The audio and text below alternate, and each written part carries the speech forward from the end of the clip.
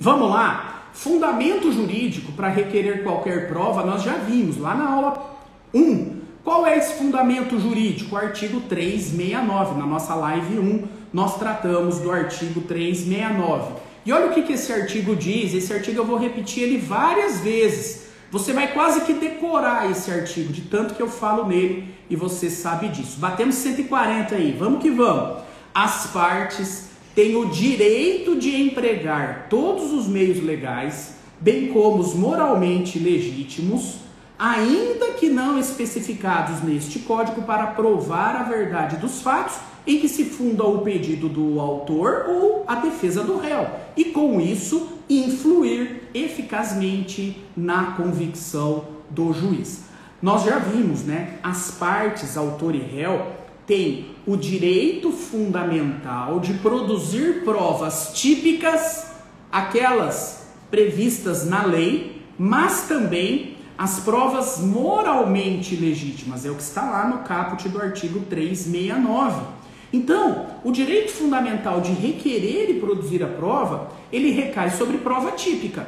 Prova típica é aquela que está definida, regulamentada no CPC. Temos lá a ata notarial, o depoimento pessoal, a confissão, a exibição de um documento ou coisa, ou documento, a testemunha, a perícia, a inspeção judicial, a prova técnica simplificada e a inspeção judicial. Então temos 9 meios de provas típicos, mas podemos também no processo produzir provas atípicas, que são aquelas moralmente legítimas. O que significa uma prova moralmente legítima? É aquele instrumento para demonstrar um fato que, embora não esteja previsto na lei, ele está de acordo com o direito. Ele está em conformidade com o ordenamento jurídico, portanto, prova válida, ainda que não prevista na lei. Isso é um meio, um instrumento moralmente legítimo para produzir provas no processo. Então, eu posso produzir provas atípicas? Pode, mas não é ilimitado. Por exemplo, eu não posso produzir uma prova atípica que vai contrariar a intimidade, a privacidade, um direito fundamental da parte contra quem eu quero produzir a prova. Há limites para a utilização no processo de uma prova ilícita. E é possível, então, analisarmos esse controle que deve ser feito. A prova atípica, ela não pode gerar insegurança no sistema jurídico. Portanto, eu não posso produzir uma prova atípica para violar uma norma, para violar uma regra. Imagine a seguinte situação.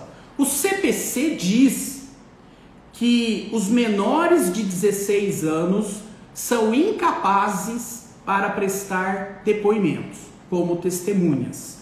Portanto, nós temos uma regra que impede um menor de 16 anos, em regra, ser ouvido como testemunha. Por quê? Porque o menor de 16 anos é considerado incapaz. Incapaz para prestar depoimento como testemunha, que é o que está lá no 447, parágrafo 1º do CPC. Então eu tenho uma regra limitativa aqui. Em regra, o menor de 16 anos está impedido de prestar depoimento testemunhal. É uma regra do ordenamento jurídico. Eu posso requerer a oitiva de um menor de 16 anos como prova atípica? Não posso. Não posso por quê? Porque essa prova atípica viola uma norma jurídica. Que norma jurídica? A norma do 447, parágrafo 1º. A prova atípica, ela não pode contrariar a boa-fé objetiva. Ela não pode contrariar o dever de ter condutas éticas dentro do processo. Por quê? Porque ela se torna moralmente ilegítima. E se ela é moralmente ilegítima, ela é ilícita e ela não pode ser praticada dentro do processo. Essa prova tem que ser retirada do processo e não poderá ser analisada pelo juiz para formar o seu convencimento. Toda vez que uma prova atípica é produzida no processo, o adversário ele tem que ter ampla possibilidade de impugnar a prova, de participar da produção da prova, de se contrapor àquela prova, produzir provas em sentido contrário. Ele tem que ter a mesma possibilidade de produzir uma prova atípica em sentido contrário. Isso tudo tem que ser garantido ao adversário. Senão a prova atípica não tem credibilidade, não pode ser utilizada pelo juiz para formar o seu convencimento. Informante é outra coisa, tá bom? Eu estava dizendo ali o impedimento para ser testemunha. Informante, ok. Informante seria possível, tá bom? Numa eventual contradita.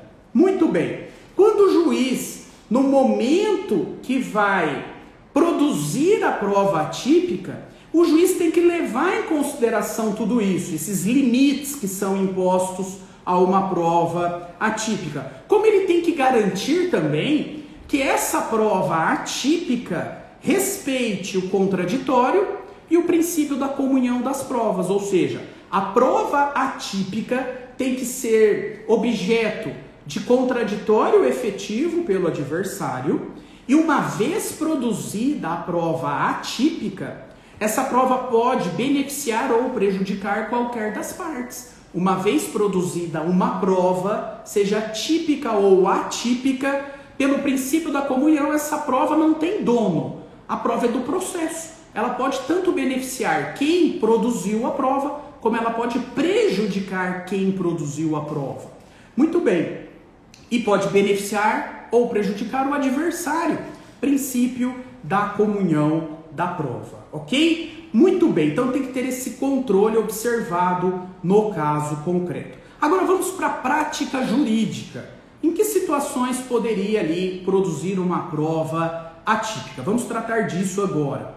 A doutrina sempre traz dois exemplos de provas atípicas que são muito utilizadas nas demandas que envolvem ação coletiva, interesse difuso, interesse homogêneo, né, individual homogêneo, nos interesses públicos ali, nas ações coletivas, né, direito difuso, direito envolvendo a coletividade, é muito utilizado nas demandas coletivas a prova por amostragem e a prova por estatística. Prova por amostragem ou prova por estatística são diferentes, mas esses dois meios atípicos são considerados atípicos, né?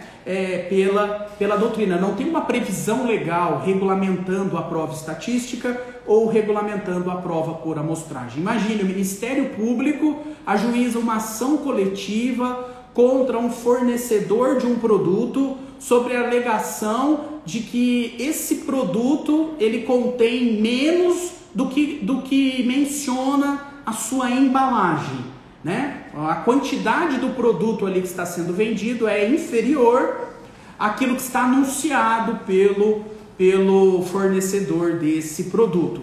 E aí, claro, todo consumidor que adquiriu aquele produto, ele teve um prejuízo.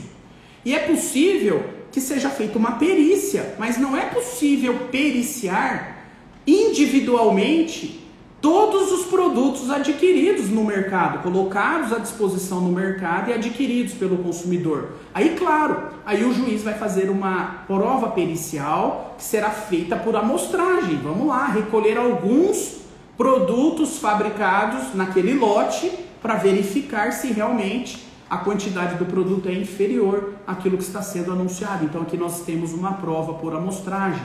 Ou quando se utiliza dados estatísticos, né, dentro da produção da prova, porque não é possível fazer a análise individual do fato. Então aí nós podemos utilizar também da estatística, tá bom? Bom, isso aí é muito utilizado em ações coletivas. Vamos partir agora para provas atípicas que podem ser utilizadas nas ações individuais, naquelas que nos interessam mais aqui no caso concreto. Uma das provas atípicas que eu sempre trago aos meus alunos e aqui nas redes sociais é o pedido de declaração da própria parte, depoimento da própria parte. Veja, o depoimento pessoal é uma prova típica Mas o depoimento pessoal tem uma regra. O autor requer o depoimento pessoal do réu e o réu requer o depoimento pessoal do autor. Só que, se você advoga em favor do seu cliente e o adversário não requerer o depoimento pessoal, e o seu cliente e você, como estratégia processual, você entende que é necessário a oitiva em juízo do seu próprio cliente, para ele esclarecer melhor os fatos, para ele levar elementos para o juiz durante o seu depoimento, para que o juiz se convença, se essa for a intenção de ser ouvido o seu próprio cliente, você vai pedir uma prova atípica, a declaração de depoimento da própria parte.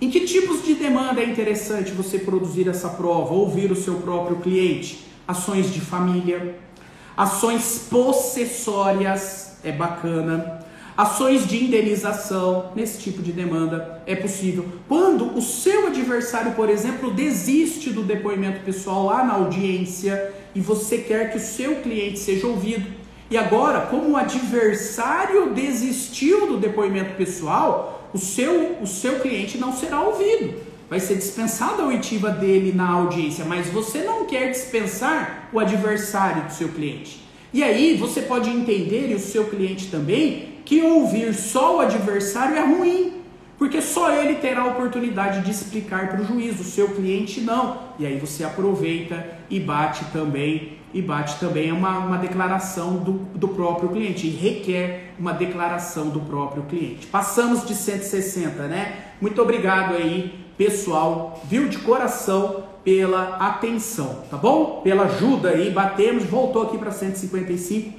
mas batemos. Então, a declaração de depoimento da própria parte ajuda muito em determinados casos concretos. Uma outra prova atípica é quando a ação já estiver ajuizada, você pode requerer ao juiz uma prova atípica, que é a seguinte: a certificação de um fato pelo oficial de justiça. Ao invés do juiz ir até o local e fazer, por exemplo, uma inspeção judicial, quem vai até o local é o oficial de justiça. O oficial de justiça constata o fato e certifica o fato no processo. Essa certidão do oficial de justiça tem fé pública. Portanto, tem presunção de veracidade. Essa prova é uma prova atípica. Em que tipo de demandas isso seria interessante? Veja, quando você requer em juízo que o oficial de justiça vá até um local e constate um fato e certifique, essa prova ela tem a mesma importância de uma ata notarial. Ela tem a mesma ideia da ata notarial. Só que a ata notarial é produzida fora do processo. A ata notarial é uma prova típica e quem produz é o tabelião. E o tabelião cobra por isso, né? Tem um valor, um emolumento fixado pelo tribunal. Qual é o valor de uma ata notarial? Depende do estado. Não tem um valor único no Brasil inteiro. Cada estado regulamenta os seus atos extrajudiciais através da Corregedoria Geral de Justiça. E aí, cada estado tem um valor no caso concreto, ok? Bom, mas ela também tem presunção de veracidade. Por quê? Porque tem um servidor público ali, ou um delegatário de um serviço público, né? Que é o notário, que é o tabelião. Aquilo que ele atesta tem presunção de veracidade? Tem. E o que o oficial de justiça certifica na certidão? Também tem presunção de veracidade, muito mais barato. E tem o mesmo efeito, só que é uma prova produzida dentro do processo, né? É uma prova processual, uma prova atípica. Então imagine, eu sou proprietário de um imóvel, um terreno, e você é meu advogado ou a minha advogada, e eu tenho esse imóvel invadido. Alguém arrebentou a cerca, o muro, invadiu, e agora começou a construir uma casa, começou a limpar o terreno, começou a explorar, começou a exercer a posse. Eu posso, num curso de uma demanda, por exemplo, eu posso requerer que o oficial de justiça vá até lá e certifique essa invasão, e certifique que a posse do invasor é nova, é recente, força nova para conseguir eliminar. Enfim, você pode demonstrar, por exemplo, a posse, a perda da posse, você pode demonstrar a agressão à posse, você pode comprovar que o seu cliente exerce a posse sobre o bem, e aí o oficial de justiça vai até lá e vai certificar que naquele local o seu cliente, o autor ou o réu da demanda, exerce a posse sobre o bem. Tudo isso que ele certifica tem presunção de veracidade. Você pode também ir lá e tirar uma fotografia? Pode. Você pode fazer um vídeo? Pode, claro que pode. Quanto mais provas produzir, melhor. Lembra? Sempre é esse, né, o raciocínio que a gente tem que fazer. Então, certificação pelo oficial de justiça nas ações possessórias é sempre bem importante, tá bom? O oficial de justiça é um servidor público, é uma prova documental, né? Quando ele certifica, vira uma prova documental e é uma prova documento público. O artigo 405 do CPC diz: o documento público faz prova, não só da formação do documento, mas também dos fatos que o escrivão, o chefe da secretaria, o tabelião ou o servidor aí é o oficial de justiça, declarar que ocorreram em sua presença. Então, tem presunção de veracidade, não tem o custo da ata notarial.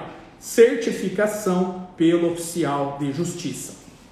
Outros tipos de provas, que são provas típicas, mas a forma de produzir a prova é atípica. Me refiro àquelas provas que estão disponíveis pelo uso das tecnologias, como, por exemplo, aquelas que são feitas através de um aparelho celular. O aparelho celular faz vídeo, grava um áudio, grava uma conversa telefônica, tira fotos, transmite e-mails, transmite mensagens por WhatsApp e Telegram. Todos esses meios de prova, quando produzido por esse modo, né, através de um aparelho de telefone celular, se torna um documento eletrônico. Essa prova é válida, o documento eletrônico? Claro que sim. Documento eletrônico é um meio de prova típico, só que a forma de produzir o documento é atípica, é através de um telefone de aparelho celular. Vamos lá, vamos entrar de cabeça agora nesse tema. O que é um documento eletrônico? Documento eletrônico, nós sabemos, nós vimos ontem, né? Documento é qualquer coisa capaz de representar um fato. Se o fato estiver registrado num suporte eletrônico, ele será um documento eletrônico, ele será um documento digital. Se o fato estiver registrado em um suporte eletrônico, ele será um documento digital. Muito bem. O documento eletrônico, ele é aquele que a prova documental é obtida a partir da juntada de extratos de registro eletrônico, como por exemplo o IP, data e hora. E aí nós vamos demonstrar um fato ocorrido no meio digital. O fato tem suporte no meio digital. Como por exemplo, vou dar alguns exemplos aqui. Se há, por minha parte, pela minha pessoa, vamos lá, eu entro na minha rede social, então eu estou me valendo aqui de uma conexão de internet e de uma conexão de aplicação da internet, e eu publico na minha rede social um fato ofensivo à honra de alguém. E aí eu sempre pego o Denis aqui do Juizado Especial como ofendido. Então vamos lá, eu nunca irei fazer isso na minha vida, mas vamos imaginar nesse exemplo hipotético que eu entrei na minha rede social e coloquei uma postagem lá que vai difamar, que vai imputar uma calúnia, que vai desonrar o Denis do Juizado Especial. O Denis, que é vítima, agora ele foi atingido por uma prova que tem como, por um fato, melhor dizendo, né, a minha postagem, que tem substrato num documento eletrônico, né, que está ali. Foi produzido esse fato no meio eletrônico. O próprio fato foi produzido no meio eletrônico, a publicação indevida na rede social, Instagram, Facebook, Twitter, enfim, eu publiquei uma coisa ofensiva a ele. Muito bem, o Denis agora, que foi o ofendido, que teve o seu direito de personalidade violado, o Denis tem direito a uma indenização por dano moral contra mim. Ato ilícito, né? Ato ilícito, ofendeu a sua honra, ofendeu o seu direito de personalidade. Só que o Denis, ele terá que comprovar o conteúdo da mensagem, ele terá que comprovar que a mensagem foi disponibilizada na rede social e ele tem que comprovar o conteúdo dessa mensagem e a identificação técnica do usuário, que fui eu que postei a mensagem contra ele. Ele tem que produzir essa prova. Como que essa prova é produzida, né? A gente vai ver daqui a pouquinho. Isso é um exemplo. Um outro exemplo onde o fato é produzido no meio digital. O fato que vai dar a origem ao processo. Envio de e-mail. O e-mail, claro, ele ocorre dentro, né, do sistema eletrônico. Ele é uma prova válida? E-mail, trocas de e-mail, é prova válida? Olha o que o STJ já decidiu sobre esse tema. Sim, e-mail, né?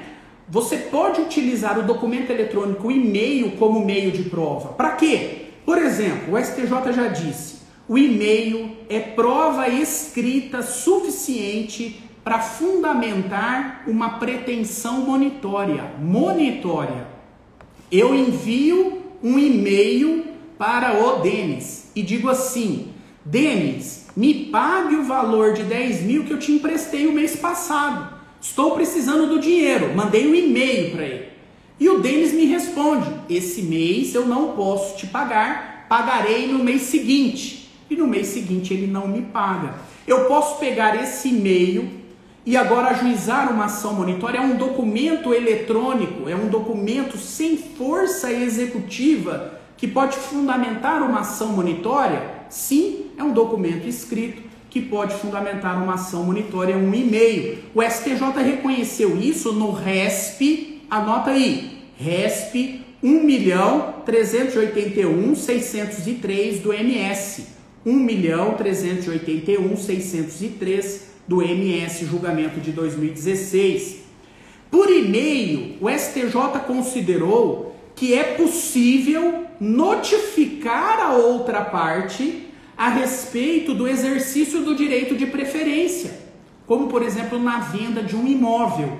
Eu estou em condomínio com o Denis no imóvel, somos coproprietários e eu quero agora vender a minha cota parte para um terceiro. Só que para que eu venda esse imóvel, a minha cota parte para um terceiro, eu tenho que oportunizar ao Denis o direito de preferência.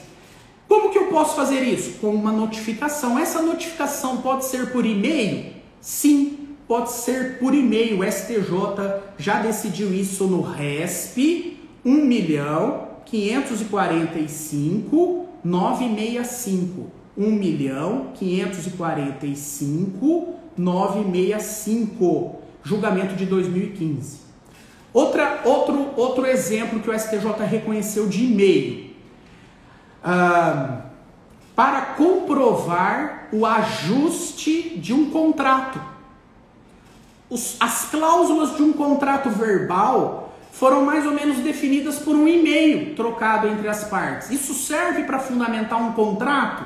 As trocas de e-mail, os ajustes num contrato? Sim, para comprovar o ajuste negocial do contrato também foi possível o e-mail comprovar isso, ok? Claro, né? Esse e-mail, ele tem que ser recebido pela outra parte, você tem que comprovar que o e-mail foi recebido, ela abriu o e-mail, você tem que comprovar que houve aí declaração de vontade de ambas as partes, mas é possível que esse e-mail produza prova. Como também o STJ já reconheceu que o contrato eletrônico assinado eletronicamente mesmo sem a assinatura da testemunha, é título executivo extrajudicial, tá bom? É título executivo extrajudicial. O STJ já reconheceu isso num julgado importante. O julgado do RESP 1.495.920. 1.495.920. Vai estar tudo no material para você ter acesso depois. Envio de mensagens por WhatsApp. Eu posso utilizar a troca de mensagens por WhatsApp como prova? É prova válida? Vamos lá. Mensagens de WhatsApp é prova válida. E é prova válida se a troca de mensagens for entre os demandantes, entre as pessoas que irão litigar. Então veja, eu troco uma mensagem de WhatsApp com o Denis e depois ajuizo uma ação contra ele. Ok, essa prova é válida. Agora, para que haja validade nessa prova, tem que ter declaração de vontade dos dois, desde que a troca de mensagens seja entre os interlocutores. Entre os interlocutores, a prova é válida sem problema nenhum. O que não é possível? Não é possível você usar uma mensagem de WhatsApp de terceiro. Uma mensagem de WhatsApp envolvendo terceiro. Então vamos imaginar, no processo entre A e B, eu uso uma troca de mensagens como prova entre A e C. Não, essa prova não é válida. Agora, entre os próprios demandantes, a prova é válida. Entre os próprios demandantes, a prova é válida. Professor, eu posso juntar no processo a conversa de WhatsApp do meu advogado com o adversário meu? Não, não pode. Fere a boa-fé objetiva. Eu, pelo menos, entendo que essa prova é uma prova ilícita. Fere a boa-fé objetiva. É uma prova moralmente ilícita, ok? Bom, os dois advogados, o advogado do autor trocou mensagens com o advogado do réu. Esses advogados podem juntar essas trocas de mensagens no processo entre A e B? Não, eu entendo que não pode, eu entendo também que é prova inválida. Professor, tem algum julgado sobre isso? Não, não conheço nenhum julgado que tratou disso ainda, mas certamente essa questão chegará no tribunal, tá bom? Certamente essa questão chegará no tribunal. Quando envolve os advogados, eu particularmente entendo que não é uma prova válida. Agora veja, esse é o meu entendimento, é como eu enxergo essa questão. Claro que tem muitas outras pessoas que pensam de modo diferente ao meu, e eu não tenho nenhuma pretensão de ser o dono da verdade. O que eu defendo? Eu defendo o seguinte, que a prova, o WhatsApp, as trocas de mensagens entre os demandantes A e B, eles trocaram as mensagens, prova válida. Agora, se a mensagem é trocada por um terceiro e ingressa no processo, eu entendo que a prova não é válida. Há quem entenda que seja. Nós ainda não temos uma definição sobre isso. E por quê? Porque isso ainda não chegou, pelo menos no meu conhecimento, aos tribunais superiores, ok? Muito bem? Muito bem. Vamos lá. Agora eu vou começar a analisar um outro tipo de documento eletrônico, que é aquele que é o seguinte: o fato ocorreu fora do mundo digital, mas ele foi registrado pelo mundo digital. Então imagine um acidente de trânsito ocorreu fora do mundo digital. Ocorreu na vida real, o acidente de trânsito. E ele foi registrado por uma câmera. Foi registrado por uma câmera. Esse fato que aconteceu e está registrado numa câmera também é essa câmera, esse vídeo é um documento eletrônico, ok? Então, embora o fato em si não tenha ocorrido no meio digital, a demonstração da ocorrência do fato foi registrada por um meio digital. Isso é documento eletrônico.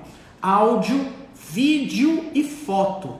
áudio, vídeo e fotos são documentos eletrônicos. Professor, eu posso usar um áudio num processo para provar alguma coisa? Pode. Se for gravado entre as partes, é possível, é prova válida. Eu posso gravar um vídeo gravado por terceiros que presenciou um acidente? Pode, desde que o vídeo que vai ser usado como prova é um vídeo realizado em local público ou aberto ao público.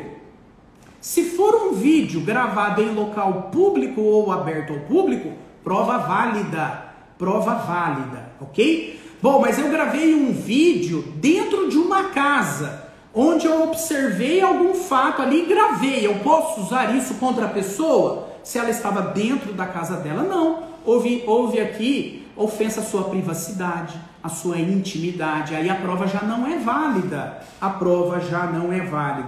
Foto, mesma coisa. Se for uma foto retirada em local público ou aberto ao público, beleza. Você está ali, verificando que o seu adversário ou adversário do seu cliente, ele está conduzindo um veículo na via pública e você grava isso para provar que ele está na posse do bem.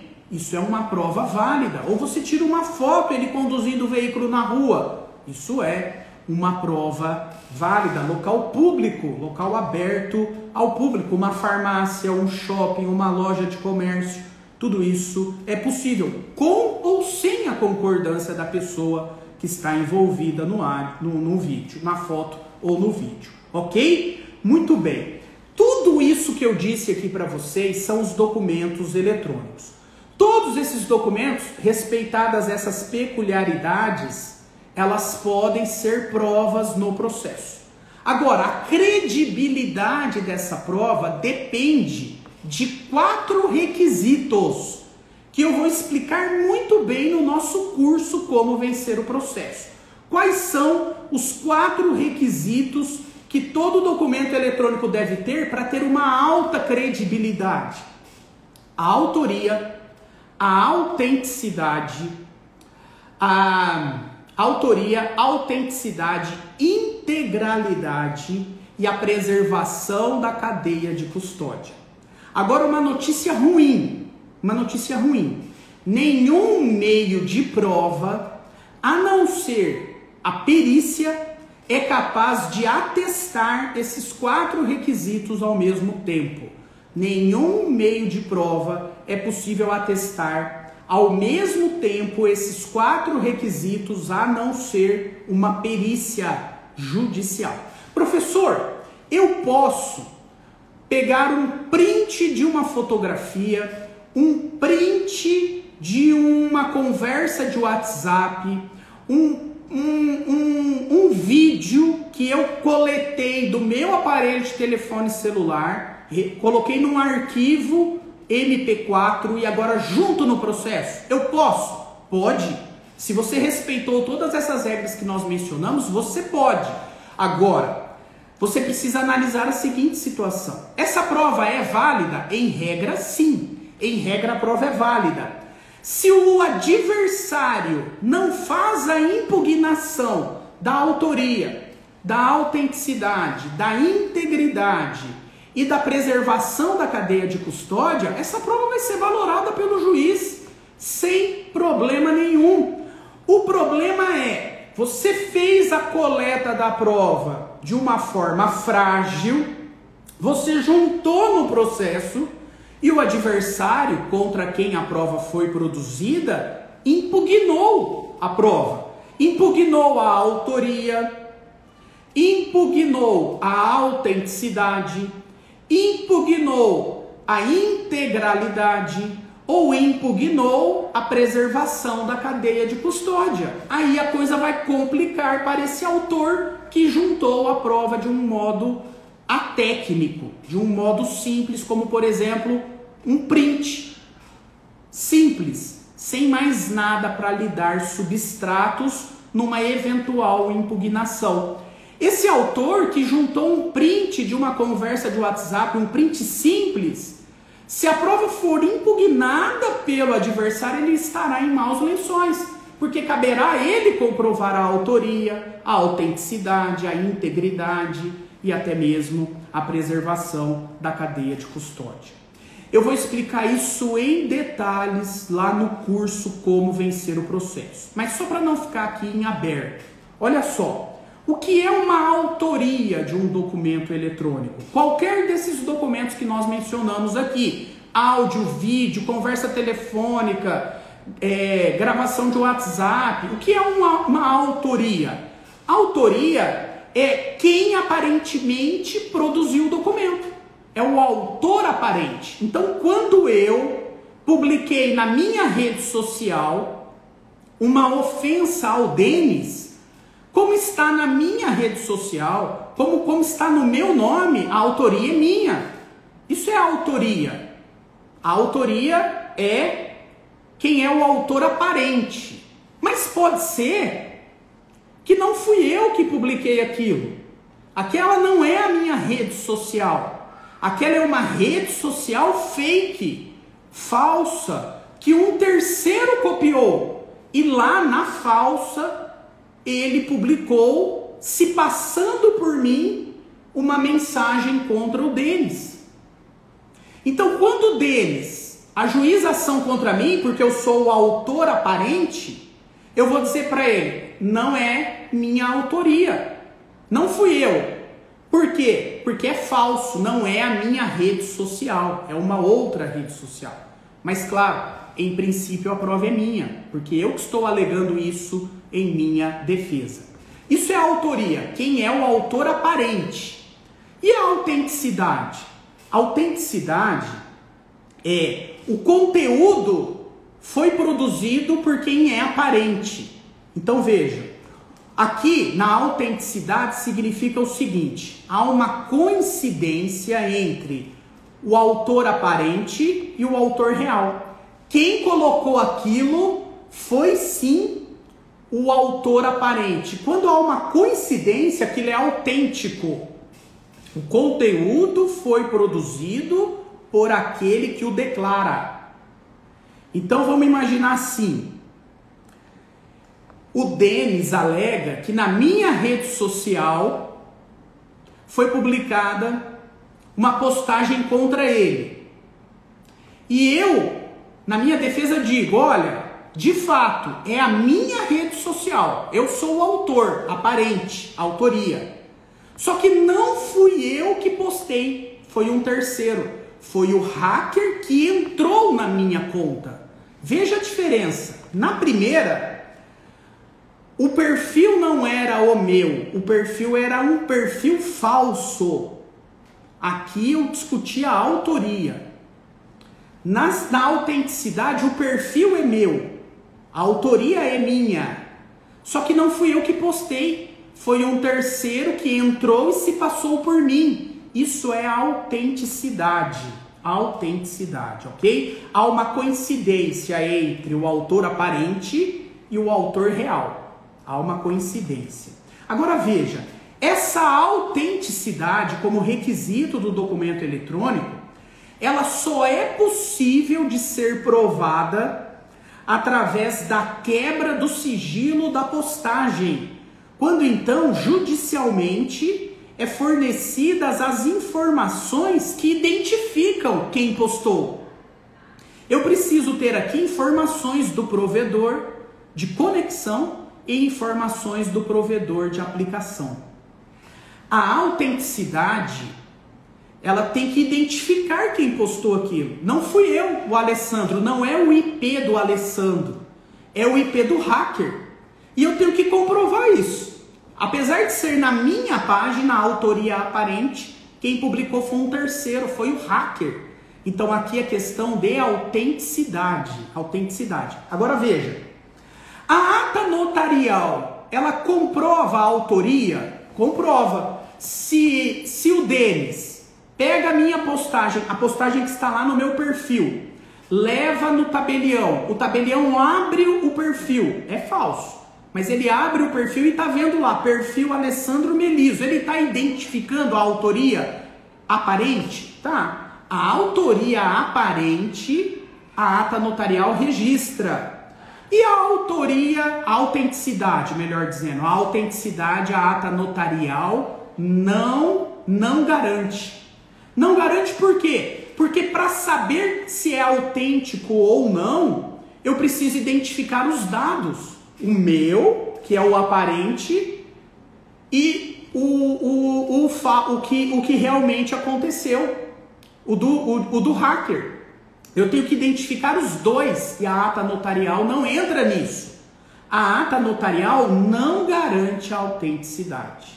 Ok? Muito bem? Então falamos da autoria, falamos da autenticidade. Mas aí nós vimos também que tem que ter o terceiro requisito, que é a integridade. O que significa que um documento é íntegro? Esse documento não foi alterado no seu original. Ele é exatamente o documento original. Ele não teve nenhuma supressão e nenhuma inserção. O conteúdo dele é íntegro. É exatamente o conteúdo original. Isso é integridade. O documento não foi modificado, não foi alterado. A ata notarial garante o conteúdo do documento? Garante. Ela vai lá e confirma tudo o que está descrito no documento, nas conversas do WhatsApp. Isso ela garante. Ou seja, a partir do momento em que eu levei o meu WhatsApp para o tabelião e o tabelião registrou o conteúdo das mensagens na ata notarial, isso significa que se no futuro houver uma modificação no aparelho do telefone celular, a ata notarial vai comprovar que foi modificado. Ok, isso a ata garante, o conteúdo que foi registrado. Mas veja, a ata notarial, ela não garante a integridade anterior. Porque eu posso mandar uma mensagem para o Denis no meu aparelho de telefone celular, no meu WhatsApp. Aí eu posso alterar essa mensagem, modificar e levar até um tabelião para ele registrar.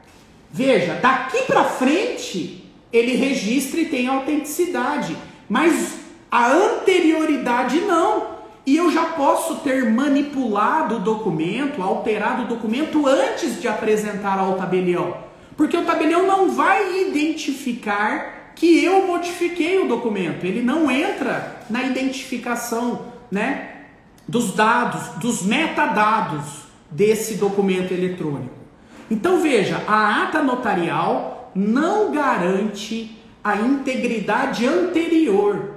O documento já pode estar falso quando foi apresentado a ata notarial, mas ela garante a autenticidade depois, porque se o documento for alterado, está lá registrado. Então imagine que eu levei um documento para fazer uma ata notarial, que está registrado no meu celular. No meu. E lá o tabelião constatou tudo que tem no documento e registrou. O que tinha antes ele não consegue registrar se é íntegro ou não, mas ele consegue registrar o conteúdo do documento, as trocas das mensagens. Amanhã ou depois, isso é impugnado pelo meu adversário e eu perdi o celular, o original. A ata vai comprovar o conteúdo, maravilha, vai me dar uma segurança, mas não garante a anterioridade. Então ela falha na anterioridade. E o quarto quesito? O quarto quesito é a preservação da cadeia de custódia. O que é isso? Esse documento eletrônico, ele tem que ser identificado, coletado, armazenado, transportado de uma forma segura, onde eu vou resguardar todos os dados e os metadados, para que, se for possível uma perícia no futuro, essa perícia diante de uma impugnação seja possível de ser realizada. Portanto, eu tenho que preservar a cadeia de custódia do documento, para identificar o documento, para coletar esse documento, para extrair o resultado, para armazenar, para transportar. Tem que estar tudo íntegro, tudo preservado. Por quê? Porque se no futuro o meu adversário questiona, eu posso agora fazer uma perícia, e essa perícia vai ser conclusiva quanto à autenticidade, quanto à integridade e quanto à autoria. A ata notarial também não faz isso. ok? Está longe de fazer isso no caso concreto. Apenas uma perícia é capaz de garantir a autoria, a autenticidade e a integridade por um meio de prova pericial. Agora veja, professor, então quer dizer que necessariamente eu tenho que fazer todo esse cuidado, né? Eu tenho que ter todos esses elementos de cuidado? Sim. E como que eu vou preservar a cadeia de custódia? Como que eu vou preservar a anterioridade? Como que eu posso demonstrar a autenticidade?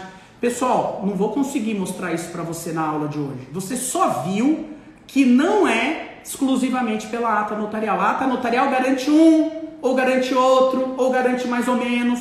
Não é a ata notarial o meio para você produzir uma prova documental eletrônica que tenha preservado a cadeia de custódia quanto à autoria, à autenticidade e à materialidade. Há outros meios de coleta dessa prova muito mais seguro, muito mais barato e muito mais eficaz do que a ata notarial. Então significa, professor, que não vale a pena fazer a ata notarial? Não é isso que eu disse.